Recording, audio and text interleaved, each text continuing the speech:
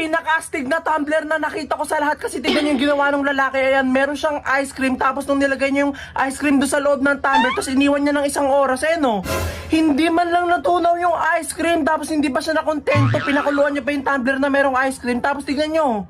Ayan, hindi rin natunaw yung ice cream. Grabe, totoo kaya to?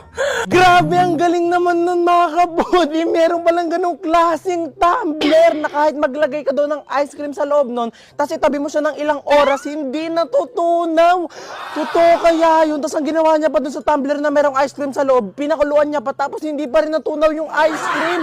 Meron palang ganong katibay o ganong kaastig na tumbler, no? So, try natin yun. Titignan natin kung totoo. So, bilhin na natin. Tara na! Ano ba yan? Hindi ko mahanap yung iPad ko. Hindi ko alam kung nasa nakalagay. Paano ko orderin yung parang tumbler na astig na yun?